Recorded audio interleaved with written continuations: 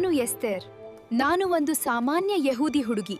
ನನ್ನ ಜೀವನವನ್ನು ದೇವರು ಒಂದು ವಿಶೇಷ ಯೋಜನೆಗಾಗಿ ತಯಾರಿಸ್ತಿದ್ರು. ದೇವರು ನನ್ನನ್ನ ಪರ್ಷ್ಯದ ರಾಣಿಯಾಗಿ ಮಾಡಿದನು. ಆದರೆ ನನ್ನ ಜನರು ದೊಡ್ಡ ಅಪಾಯದಲ್ಲಿ ಇದ್ರು. ರಾಜನ ಮುಂದೆ ಹೋಗೋದು ಅಪಾಯಕಾರಿಯಾಗಿತ್ತು. ಆದ್ರೆ ನಾನು ಭಯಪಡ್ಲಿಲ್ಲ. ದೇವರ ಮೇಲೆ ನಂಬಿಕೆ ಇಟ್ಟೆ. ನಾನು ಧೈರ್ಯದಿಂದ ರಾಜನ ಮುಂದೆ ನಿಂತೆ. ದೇವರು ನನ್ನ ಜನರನ್ನ ರಕ್ಷಿಸಿದ್ರು. ನನ್ನ ಕತೆ ಒಂದು ಸತ್ಯವನ್ನು ಹೇಳುತ್ತದೆ.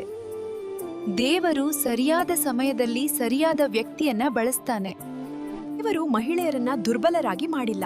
ಧೈರ್ಯ, ಜ್ಞಾನ ಮತ್ತು ಉದ್ದೇಶಕ್ಕಾಗಿ ಅವರನ್ನ ಬಳಸ್ತಾನೆ. ನಿಮ್ಮ ಜೀವನವು ದೇವರ ಯೋಜನೆಯ ಭಾಗವಾಗಿದೆ. ವಿಶ್ವ ಮಹಿಳಾ ದಿನದ ಹಾರ್ದಿಕ ಶುಭಾಶಯಗಳು.